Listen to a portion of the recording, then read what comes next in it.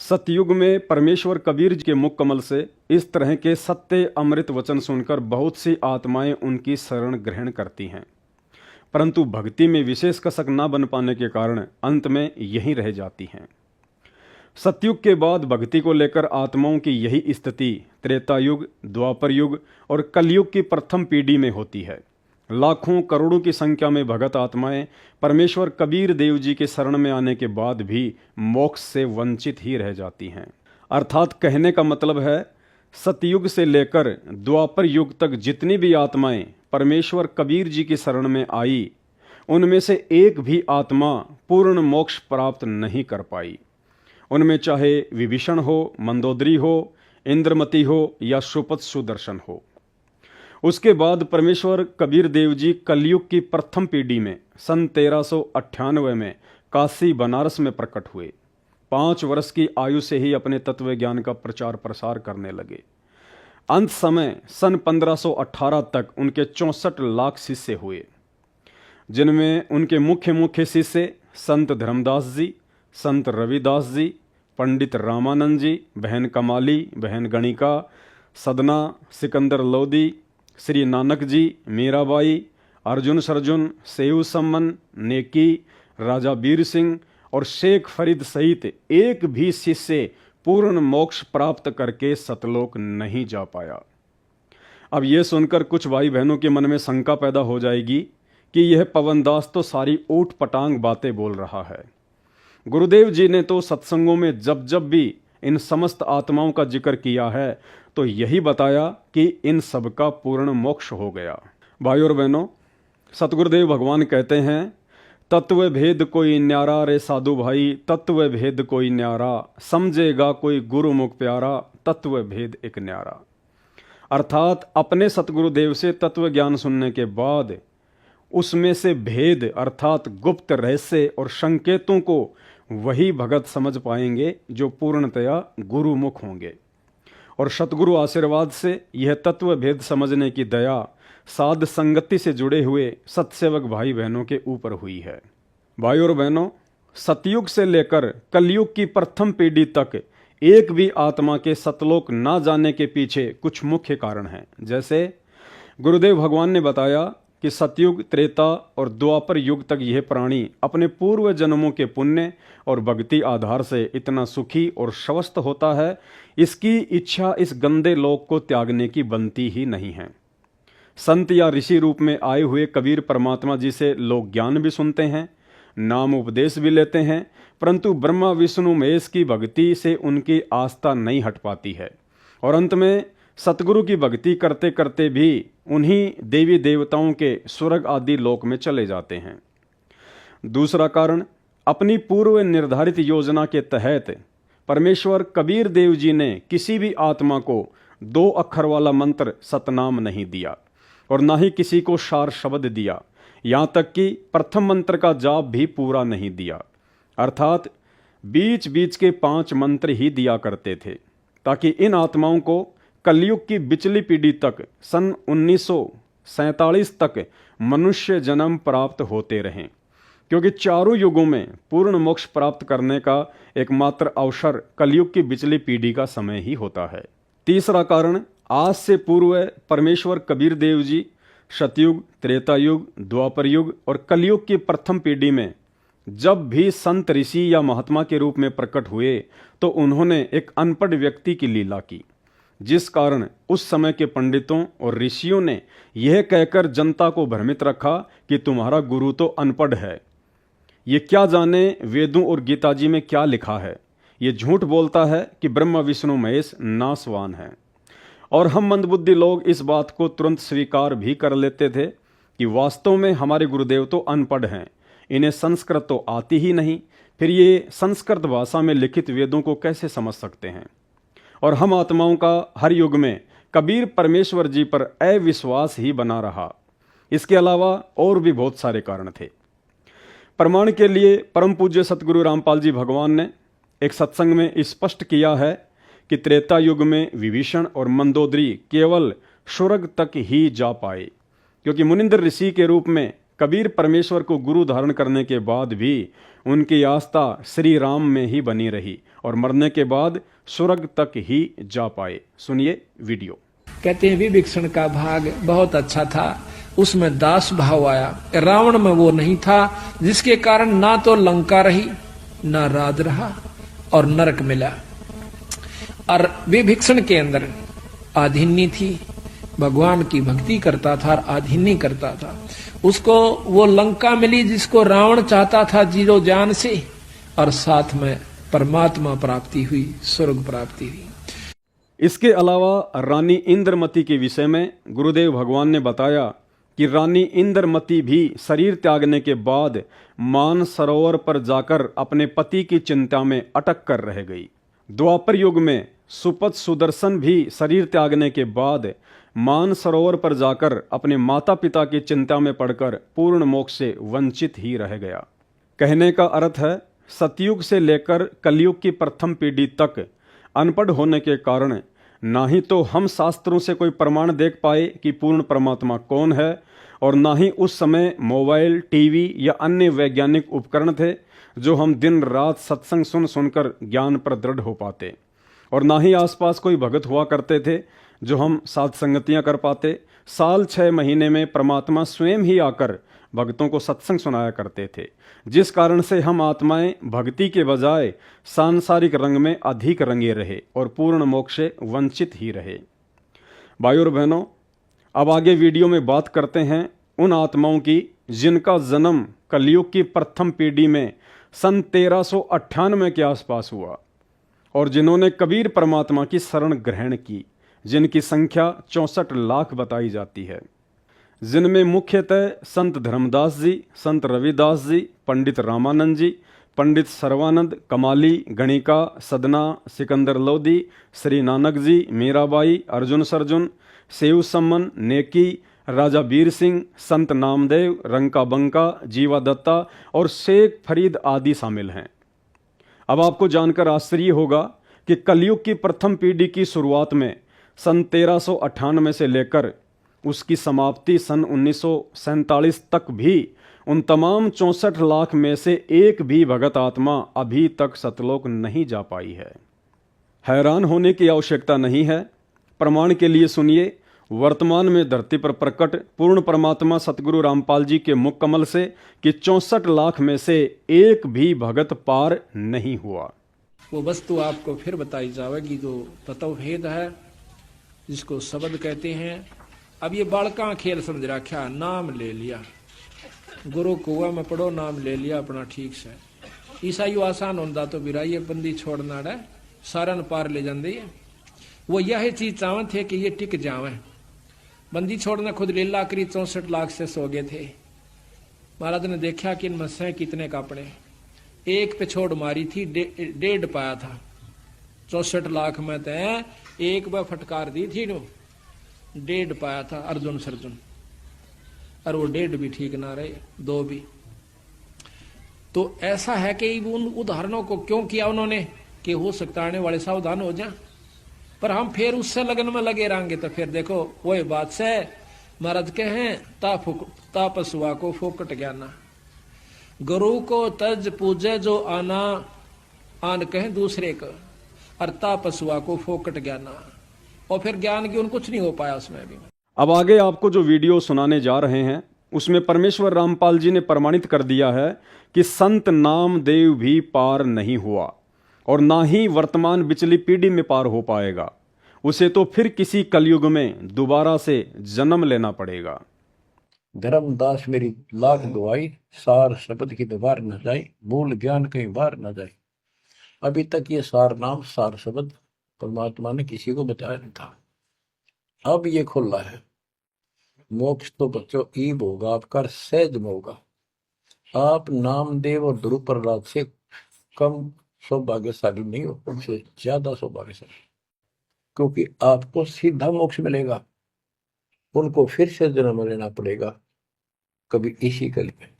ये सत्कर मान लेना, तुम बल्कि बच्चों की बात ना समझना इसको।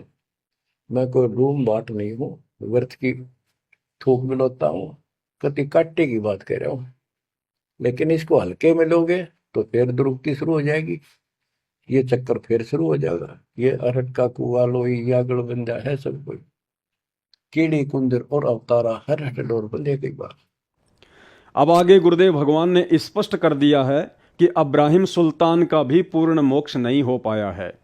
आगे इस सत्संग में गुरुदेव बता रहे हैं कि अब्राहिम सुल्तान की समाधि बहुत ऊंची लगने लग गई थी, लेकिन सतलोक तो परमात्मा की रजा से ही जाया जा सकता है। इस शब्द को ध्यान रखना कि सतलोक तो परमात्मा की रजा से ही जाया जा सकता है, अर्थात अब्राहिम सुल्तान का भी पूर्ण मोक्ष नहीं हुआ।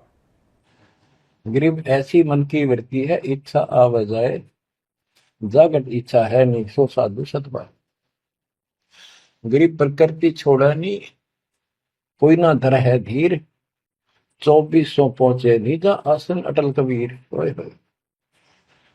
जहां परमात्मा कबीर जी का अटल आसन अमर स्थान सतलोक है, वहां तुम्हारी 24 अवतार भी नहीं जा सकते। दूसरे शब्दों में गरीबदास जी ने कहा है, जट कुंडल ऊपर आसन है, सतगुरु की सैल सुनो भाई। जहां धरु पर लाद नहीं पहुंचे, सुख दे कुमार्ग ना पाए। नारद मुनि निरताय रहे, दत्त गोरख से को सूचा है। बड़ी सैल अदम सुल्तान करी, सतगुरु तकिया टुक ऊंचा है। धर्मराजा का ध्यान धरे, अधिकार बतावत है। दो लिखुआ चित्र गुप्त जाके, सतगुरु तकिया नहीं पावत। कितनी गजब की बात कहती है कि जटकुंडल आप ऊपर आसन है, सतगुरु की सैल सुनो भाई। जहां ध्रुव प्रहलाद नहीं पहुंचे, सुखदेव को मार्ग ना पाए। नारद मुनि मुस्काए रहे, दत्तात्रेय जी, दत्त गोरखनाथ से तुम इससे इनसे तो किसी को सूचा नहीं मांगते, बड़े प्रसिद्ध सिद्ध थे। और बड़ी सैल अदम सुल्तान करी, प्रसिद्ध गुरु तकिया टुक पहुंचा है। सुल्तान अदम घर छोड़ के चला गया, भक्ति करने लगा, तो उसकी समाधि ऊपर बहुत दूर तक जाने लगी। लेकिन भगवान के घर तो परमात्मा की कृपा से ही जाया जाएगा। आगे वीडियो में गुरुदेव भगवान ने स्पष्ट कर दिया है कि काशी वाली गणिका बहन, जिसको माध्यम बनाकर 650 वर्ष पहले परमात्मा कबीर जी ने 64 लाख भक्तों की परीक्षा ली थी, इस वाणी में स्पष्ट कर दिया है कि वह भी स्वर्ग तक ही जा पाई है। चमरा जुल्हा तर गए और छिपा नाई रे, गणिका चढ़ी विमान में सुरगापुर धाई रे। यहाँ सुरगापुर धाई का अर्थ है स्वर्ग तक ही जा पाई। चमरा जुल्हा तर गए और छिपा नाई रे, गणिका चढ़ी विमान में सुरगापुर जाई रे। अब क्या बताते हैं कि पहले ये धारणा बनी हुई थी कि भक्ति तो वही कहता साधु संत करें, जंगल में चले जा, या फिर ब्राह्मण लोगों का काम है। तो गरीबदास जी बता रहे हैं कि जिसको तुम चमार कहा करते रविदास जी, और जुल्हा दान कहा करते परमेश्वर कबीर जी, और नामदेव जी को आप कहा करते हो छिपी जाति में था, छिम्बी जाति में, कहते हुए भी पार हो गए। बोले आदमी तुम भी भक्ति कर लो, सारे पार हो जाओगे। चमरा जुल्हा तर गए वो छिपा नाई रे। नाई कौन? नंदा नाई थे, सैन भगत, वो भी भक्ति करके वो भी पार हुए। और गण का चढ़ी विमान में सुरगापुर जाई रे। इस अगले वीडियो में गुरुदेव भगवान ने स्पष्ट कर दिया है कि धना भगत, बाजीद, गोपीचंद भरतरी और शेख फरीद सहित अनेकों आत्माएं अभी महास्वर्ग में बैठी हैं। समय आने पर उनको दोबारा से मानव जन्म मिलेगा, अर्थात अभी उनका भी पूर्ण मोक्ष नहीं हो पाया है। माया काली नागनी अपने जाए खात, कुंडली में छोड़े नहीं सौ बाता की बात। कुंडली में से निकले धना भगत बाजीद, गोपी चंद और भरतरी लाई डांक फरीद। नौकेश की कुंडली में निकल गए रवि, धन्ना भगत बाजीद, ये सारे फिर कबीर साहब की शरण में आ गए थे। और उनको बंदी छोड़ने वो सही नाम दे दिया जो कम से कम कुछ ऐसे हंस हैं जो अभी महास्वर्ग में हैं, लेकिन उनको काल छेड़ा कोई ना। वो जब दोबारा स्वर्ग वो आ जाएंगे उन्हें फिर नाम देगा मालिक। एक बार जो इनकी शरण में आ गया उन्हें बेड़ा पार करके छोड़े। अब आगे आपको धर्मदास जी के विषय में प्रमाण मिलेगा, जो कि 650 वर्ष पहले 64 लाख शिष्यों में कबीर परमात्मा के परम भगत थे, जिन्हें कबीर परमात्मा ने आगे उपदेश देने का आदेश भी दिया था। जिस धर्मदास को माध्यम बनाकर कबीर परमात्मा ने कबीर सागर भी लिखवाया था, परंतु धर्मदास भी पूर्ण मोक्ष से वंचित ही रहा। प्रमाण के लिए देखिए सतगुरु रामपाल जी द्वारा लिखित कबीर सागर का सरलार्थ, जिसके पेज नंबर 89 पर लिखा है, बहुत महत्वपूर्ण प्रमाण। धर्मदास ने प्रार्थना की कि हे परमात्मा, मुझे वह वचन सुनाओ जिससे जीव फिर से जन्म मरण के चक्कर में न आए। परमात्मा कबीर जी ने कहा कि 8 बूंद यानी सतलोक में स्त्री पुरुष से उत्पन्न हंसों से जीव मुक्त कराने की योजना बनाई थी। तुम 8वीं बूंद हो, परंतु सबको काल ने भ्रमित कर दिया। अब 9वीं बूंद यानी नौतम सुरति से तुम सहित 8 की मुक्ति कराई जाएगी। अर्थात स्पष्ट प्रमाण है कि उस नौतम सुरति सतगुरु रामपाल जी भगवान द्वारा धर्मदास का मोक्ष वर्तमान की कलयुग की बिचली पीढ़ी में होगा। तो भाइयों और बहनों, आपकी आंखों के सामने ये प्रमाण है। पुस्तक का नाम है कबीर सागर का सरलार्थ, परम पूज्य सतगुरु रामपाल जी परमेश्वर जी के कर कमलों से लिखित है। आप सभी भगत भाई बहनों के घरों पर उपलब्ध होगी। इस कबीर सागर के सरलार्थ में पेज नंबर 79 ये लिखा हुआ है। 79 पेज नंबर पर सतगुरु रामपाल जी परमेश्वर जी ने धर्मदास जी के मोक्ष ना होने के विषय में स्पष्ट प्रमाण दिया हुआ है कि अभी धर्मदास जी का भी मोक्ष नहीं हुआ है। ये देखिएगा, बहुत महत्वपूर्ण प्रमाण। और इसमें क्या लिखा है परमात्मा ने? कबीर सागर के अध्याय कबीर बाणी में पेज नंबर 132 पर स्पष्ट किया है कि कबीर परमेश्वर जी ने कहा कि हे धर्मदास, तू हमारा अंश है। मैं तेरे को एक गुप्त वस्तु का भेद बताता हूं जो मैंने गुप्त रखी है। 7 सुरती तो उत्पत्ति करने वाली है, तुम 8वीं सुरती हो। ये जो धर्मदास जी थे, ये कौन सी सुरती थी? 8वीं सुरती थी धर्मदास जी परमात्मा की, यानी विशेष आत्मा थी। 9वीं सुरती मैंने गुप्त छुपाई है। ये 9वीं सुरती कौन है? ये 9वीं सुरती स्वयं सतगुरु रामपाल जी परमेश्वर है। अपने आप को छुपाते हुए परमात्मा ने यहाँ पे सुरती शब्द यूज किया है। 9वीं सुरती मैंने गुप्त छुपाई है। नौतम सुरती मेरा निज वचन है, यानी उसको पूर्ण मोक्ष मंत्र का अधिकार है, जिससे दीक्षा लेने के पश्चात काल चोर उस जीव को रोक नहीं सकता। यानी जो नौतम सुरती है वो स्वयं परमेश्वर सतगुरु रामपाल जी भगवान हैं, स्वयं ही वो कबीर परमात्मा है।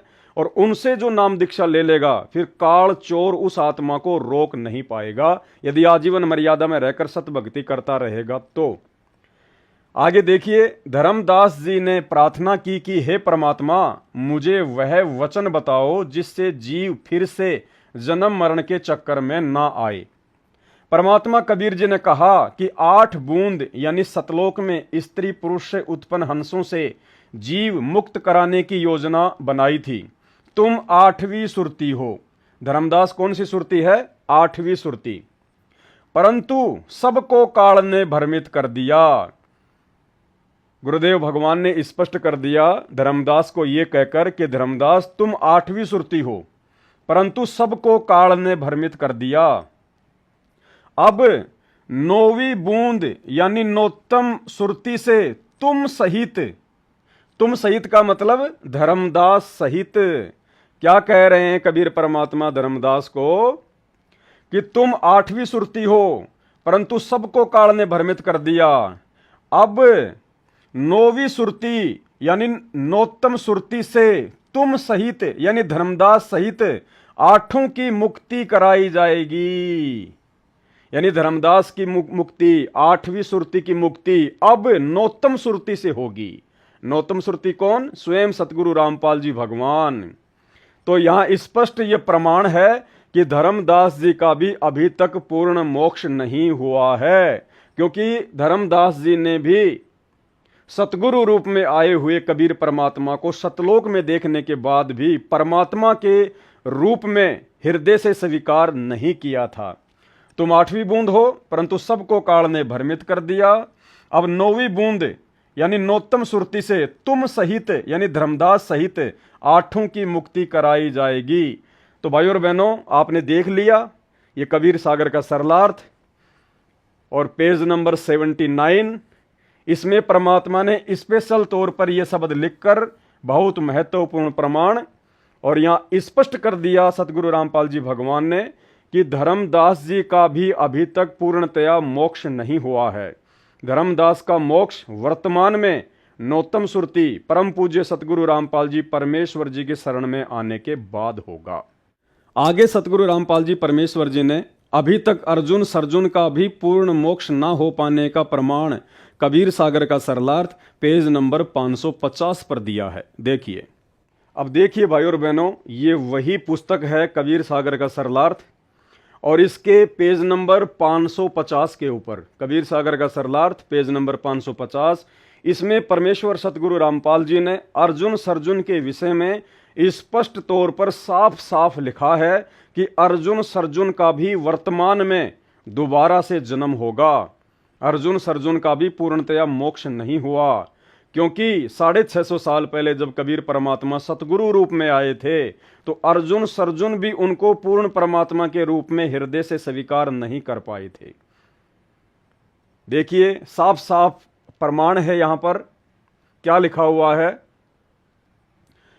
जब अर्जुन सर्जुन के मन में दोष आ गया था, जब परमेश्वर ने 650 वर्ष पहले अपने 64 लाख भक्तों की परीक्षा ली थी एक गणिका बहन को निमित्त बनाकर, तो अर्जुन सर्जुन उस समय कहीं बाहर गए हुए थे अपने व्यापार के सिलसिले में।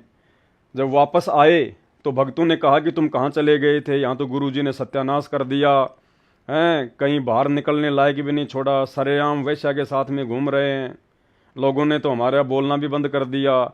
तो उनको विश्वास नहीं हुआ। तो लोगों ने कहा कि तुम्हें विश्वास नहीं है क्या? बोला नहीं भाई, अपनी आंखों से देख लेंगे तब मानेंगे। तो भक्तों ने कहा कि जाओ वहाँ पे वो गणिका के घर पे बैठे हुए मिलेंगे। तो हिम्मत सी करके दोनों चले गए और वहाँ जाने के बाद अर्जुन और सर्जुन ने ज्ञान को आधार ना बनाकर, क्योंकि जो व्यक्ति अपने गुरु को परमात्मा नहीं मानेगा, गुरु को भगवान नहीं मानेगा, उसको कभी ज्ञान आधार हो ही नहीं सकता, उसके हृदय में परमात्मा का यह तत्व ज्ञान समा ही नहीं सकता। तो अर्जुन सर्जुन ने जल्दबाजी में परमपिता परमेश्वर कबीर साहिब को, जो उनके सतगुरु के रूप में आए हुए थे, उन दोनों ने उनको एक सलाह दे डाली कि परमात्मा आपको यहां नहीं बैठना चाहिए, ये तो वैश्या का घर है, बाहर आपकी थू-थू हो रही है। तो परमेश्वर ने कहा था कि भाई आप तो मेरे गुरु बन गए, जब मुझे सलाह देने लग गए तो आप तो मेरे गुरु हो गए। और उसके बाद उन दोनों को अपनी गलती का एहसास हुआ, परमात्मा के चरणों में गिर गए। तो कबीर परमेश्वर ने कहा कि भाई अब बात बनाने से कोई फायदा नहीं है, अब तुम्हारे मन में दोष पैदा हो चुका है, तुम मेरे इस शरीर से पार नहीं हो सकते। और फिर परमात्मा ने, जब उन्होंने ज़्यादा ही उनसे अरदास की, प्रार्थना की, तो कबीर परमात्मा ने कहा कि 250 वर्ष के बाद में मेरी एक आत्मा गरीबदास नाम से ऐसे ऐसे दिल्ली के पास में हुमायूंपुर है, वहाँ पे एक छुड़ानी गांव है, वहाँ पे वो जन्म लेगा। यानी लीला परमात्मा ने स्वयं ही करनी थी गरीबदास जी के रूप में, लेकिन अपने आप को छुपाते हैं। और तुम ऐसे ऐसे वहाँ पे रहना, और जब वो जन्म ले लेगा यानी वो प्रकट हो जाएगा, तब मैं तुम्हारे को संकेत करूँगा सौपन के माध्यम से। और ऐसा ही हुआ। एक रात्रि, उसी रात्रि में अर्जुन सर्जुन को सौपन में बताया कि गांव छुड़ानी, नाम गरीबदास, पिता का नाम बलराम, नाना का नाम शिवलाल जाट, जाओ और दीक्षा ले लो। यानी कबीर परमेश्वर ने अर्जुन सर्जुन को सौपन के माध्यम से बताया कि ऐसे ऐसे जिस आत्मा के विषय में मैंने तुमको बताया था वो आ चुका है, और जाकर उनसे नाम दीक्षा ले लो। दोनों ने सुबह सुबह उठकर एक दूसरे को अपना अपना सौपन बताया, और जिस किसान के घर में रह रहे थे उसी के रेडू छोटी बैलगाड़ी में बैठकर छुड़ानी गए। तो नाम पूछा, सही पाया। संत गरीबदास जी ने कहा कि आओ अर्जुन सर्जुन, परमात्मा का आदेश है, दीक्षा लो। उन्होंने दीक्षा ली, कुछ वर्ष छुडानी गांव में संत गरीबदास जी के पास रहे, फिर शरीर त्याग कर चले गए। अब आगे ध्यान से देखना, परमात्मा ने क्या क्या प्रमाण दिया हुआ है। उनका भी पुनर्जन्म होगा।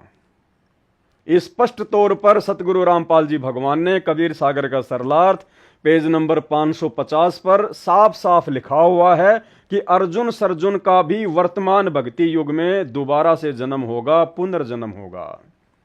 उनका भी पुनर्जन्म होगा जो इस भक्ति समय में होगा, यानी वर्तमान में, इस बिचली पीढ़ी में सतगुरु रामपाल जी भगवान के रहते सहते अर्जुन सर्जुन का भी दोबारा से पुनर्जन्म होगा। अब उनका मोक्ष होगा, अन्यथा गुरुद्रोही भी हो सकते थे, इसलिए उनको शरीर में रखकर उनकी श्रद्धा बनाए रखी। कारण यह था कि वे घर त्याग कर सतगुरु कबीर जी के शिष्य बने थे। वे कबीर जी से विमुख होकर किसी काल के दूत के आश्रम में रहते, उनका रंग चढ़ना ही था, वे भक्तिहीन हो जाते। उनके ऊपर विशेष कृपया परमेश्वर कबीर जी ने की थी। वैसे तो यह गलती समा योग्य नहीं थी। कौन सी गलती? नाम उपदेश लेने के बाद अपने गुरु जी में दोष देखना। कह रहे परमात्मा कि वैसे तो यह गलती उनकी माफी के लायक नहीं थी, लेकिन ये तो दयालु परमात्मा है, फिर भी परमेश्वर ने रजा बख्श दी। यानी हमने केवल इतना देखना है कि इस कबीर सागर के सरलार्थ पेज नंबर 550 पर सतगुरु रामपाल जी भगवान ने अपने कर कमलों से साफ साफ लिखा है कि अर्जुन सर्जुन का भी दोबारा से पुनर्जन्म होगा, अर्थात उनका भी मोक्ष नहीं हुआ। अब आगे परमेश्वर रामपाल जी ने मीराबाई के विषय में भी मुक्ति बोध पुस्तक के पेज नंबर 213 पर साफ साफ लिखा है कि मीराबाई का फिर से मानव जन्म अब वर्तमान के भक्ति युग में होगा। तीनों नाम की दीक्षा मिलेगी, परंतु मोक्ष उसकी मर्यादा पर निर्भर करेगा। तो भाइयों और बहनों, आपके सामने पुस्तक है मुक्ति बोध, जो कि परमपिता परमेश्वर सतगुरु रामपाल जी भगवान ने अपने कर कमलों से लिखी है। और इस मुक्ति बोध पुस्तक के पेज नंबर 213 पर, पेज नंबर 213 मुक्ति बोध, आप सभी भगत भाई बहनों के घरों पर पुस्तक उपलब्ध है। क्या लिखा है परमेश्वर सतगुरु रामपाल जी ने मीराबाई के विषय में कि मीराबाई का भी मोक्ष नहीं हुआ, मीराबाई भी सतलोक नहीं जा पाई, उसका भी वर्तमान में दोबारा से जन्म होगा। क्या लिखा है देखिए, मुक्ति बोध पेज नंबर 213। इसमें हम नीचे चलते हैं। परमात्मा ने मीराबाई की पूरी कहानी लिखी हुई है, लेकिन हम अपने मतलब की बात को पकड़ेंगे। कुछ वर्ष के बाद अपने देवर के अत्याचारों से परेशान होकर घर त्याग कर वृंदावन में चली गई। वहां कबीर परमात्मा जी एक साधु के वेश में गए, ज्ञान चर्चा हुई। तब मीरा को ज्ञान हुआ कि अभी आगे की पढ़ाई शेष है, यानी केवल प्रथम मंत्र का जाप संत रविदास जी ने दे रखा था। परमात्मा कबीर जी ने सतनाम की दीक्षा दी। मीरा जी को वही रूप दिखाया जिस रूप में संत रविदास जी के साथ सत्संग में मिले थे। अब आगे देखिए भाई और बहनों क्या लिखा हुआ है। मीरा जी का फिर मानव जन्म अब वर्तमान के भक्ति युग में होगा। आपने अपनी आंखों से देख लिया, साफ साफ सतगुरु रामपाल जी भगवान ने अपने कर कमलों से लिखा हुआ है कि मीरा जी का फिर मानव जन्म अब वर्तमान के भक्ति युग में होगा। इस समय मीराबाई का फिर से जन्म होगा, हो सकता है हो गया हो। तीनों नाम की दीक्षा मिलेगी, मोक्ष उसकी मर्यादा पर निर्भर करेगा। साफ कह दिया परमात्मा ने कि मीराबाई का वर्तमान भक्ति युग में फिर से जन्म होगा और मोक्ष उसकी मर्यादा पर निर्भर करेगा। ऐसा नहीं है कि वर्तमान में परमात्मा अगर फिर से मौका दे रहा है तो पार कर ही देगा, नहीं। पार होने का तरीका तो मर्यादा है। अगर मर्यादा है, गुरु को भगवान मान लिया, ज्ञान को आधार बना लिया, तो ही मोक्ष प्राप्त कर पाएंगे। लेकिन हमने जो बात यहां देखनी थी वो ये थी कि मीरा का भी मोक्ष हुआ है या नहीं है। तो आपने परम पूज्य सतगुरु रामपाल जी के द्वारा लिखित इस मुक्ति बोध पुस्तक के पेज नंबर 213 पर साफ साफ देख लिया है कि मीरा जी का फिर मानव जन्म अब वर्तमान के भक्ति युग में होगा, यानी मीरा का भी मोक्ष नहीं हुआ है। भाई और बहनों, अब यदि फिर भी आपके मन में कोई शंका रह गई हो कि नानक जी और दादू जी जैसे महापुरुष तो अवश्य ही सतलोक चले गए होंगे, परंतु हकीकत यह है कि सिख धर्म के प्रवर्तक श्री नानक जी और दादू पंथ के प्रवर्तक श्री दादू जी का भी अभी तक पूर्ण मोक्ष नहीं हुआ है। देखिए, प्रमाण के लिए पवित्र पुस्तक भक्ति बोध का सरलार्थ पेज नंबर 150, जहां असुर निकंदन रमेणी के सरलार्थ में वाणी संख्या 99 से लेकर 108 तक स्पष्ट प्रमाण है कि श्री नानक जी और दादू जी का भी पूर्ण मोक्ष नहीं हुआ है। तो भाई और बहनों, ये आपके सामने पुस्तक है असुर निकंदन रमेणी का सरलार्थ, यानी सतगुरु रामपाल जी परमेश्वर जी ने तीनों समय की आरती की जो पुस्तक है भक्ति बोध, तीनों समय की आरतियों का जो सरलार्थ किया हुआ है, उस पुस्तक का नाम है यथार्थ भक्ति बोध। तो उस यथार्थ भक्ति बोध में जब हम असुर निकंदन रमेणी के सरलार्थ पर जाएंगे तो वहां हमारे को वाणी संख्या 99, नारद कुंभक ऋषि कुर्बाना मारकंडे रूमी ऋषियाना, ये वाणी संख्या 99 है और 99 से वाणी संख्या 108 तक हमारे को देखना है। इसमें परमात्मा ने बहुत सारे महापुरुषों के मोक्ष ना होने का प्रमाण दे रखा है। हम इसके सरलार्थ में चलते हैं। ये देखिए, वाणी संख्या है 99 और यहां देखिए इसका जो सरलार्थ किया हुआ है, ये देखिए वाणी नंबर 99 से 108 तक क्या लिखा है परमात्मा ने, वाणी नंबर 99 से 108 तक, यानी ये वाणी नंबर 99 यहां से लेकर यहां तक, 99 से 108 तक, वाणी नंबर 99 से 108 तक काल ब्रह्म की भक्ति करने वाले, काल ब्रह्म की यानी ज्योति निरंजन की भक्ति करने वाले शांत ऋषियों, नाथों और भक्तों की नाम लिखकर महिमा की गई है। ध्यान से पढ़ना, समझ में आ जाएगा आपके। वाणी नंबर 99 से 108 तक काल ब्रह्म की भक्ति करने वाले शांत ऋषियों, नाथों और भक्तों की नाम लिखकर महिमा की गई है। यानी वाणी संख्या 99 से लेकर 108 तक जितने भी नाम आप जी पढ़ने जा रहे हैं, सतगुरु रामपाल जी स्पष्ट कर रहे हैं वो भगत कौन है, काल ब्रह्म की भक्ति करने वाले शांत ऋषियों, नाथों, भक्तों की नाम लिखकर महिमा की गई है। कौन कौन भगत हैं जिन्होंने सतगुरु से उपदेश लेने के बाद भी जन्म और मरण से मुक्ति प्राप्त नहीं की, काल के जाल में ही रहे। नारद कुंभक ऋषि कुर्बाना मारकंडे रूमी ऋषियाना, ये भी पार नहीं हुए। इंद्र ऋषि बकतालब स्वामी और संत साधु घणनामी, नाथ जलंधर और अजपाला, गुरु मछंदर गोरख बाला, यानी गोरखनाथ जैसे भी परमात्मा की शरण में आने के बाद में पार नहीं हुए। भरतरी गोपी चंदा योगी, सुल्तान अदम है सब रस भोगी, यानी गोपी चंद और भरतरी भी पार नहीं हुआ। इसका वीडियो आपने थोड़े समय पहले देखा ही था, जिसमें परमात्मा ने कहा था कि गोपी चंद, भरतरी, बाजिद और शेख फरीद ये महास्वर्ग में बैठे हुए हैं, इनको भी परमात्मा फिर से मानव जन्म देगा। तो यही परमात्मा अपनी उसी बात को जो है प्रमाणित कर रहे हैं। भरतरी गोपी चंद योगी, सुल्तान अधम है सब रस भोगी, सुल्तान अधम का भी मोक्ष नहीं हुआ। नर हरिदास पखे बल भीषम, व्यास बचन परमानी सीखम, नामा और रैदास रसीला, नामा कौन, नामदेव, रैदास यानी रविदास, कोई न जाने अवगत लीला, ये भी उस परमात्मा की लीला को नहीं जान पाए। गुरु रूप में आए हुए उस कबीर परमेश्वर को नहीं पहचान पाए। नामदेव, नामा यानी नामदेव और रैदास यानी रविदास, ये भी पूर्ण मोक्ष प्राप्त नहीं कर पाए। पीपा धन्ना चढ़े बाजीदा, सेऊ सम्मन और फरीदा, पीपा जी, धन्ना जी, बाजिद जी, सेऊ सम्मन और शेख फरीद ये भी पार नहीं हो पाए। आपने थोड़ी देर पहले वीडियो सुना था जिसमें परमात्मा ने इन सब के विषय में कहा कि ये आत्माएं महास्वर्ग में बैठी हुई हैं। दादू नानक नाद बजाए, मलुक दास तुलसी चढ़ाए, दादू जी और नानक जी भी मोक्ष प्राप्त नहीं कर पाए हैं, ये भी काल के जाल में हैं। अर्थात इनको भी परमात्मा वर्तमान में फिर से मानव जन्म देगा। कमाल मल और सुरज्ञानी, ये कमाल ये तो वैसे ही जो है गुरुद्रोही हो गया था। मल और सुरज्ञानी रामानंद के हैं फुरमानी, रामानंद जी का भी मोक्ष नहीं हुआ।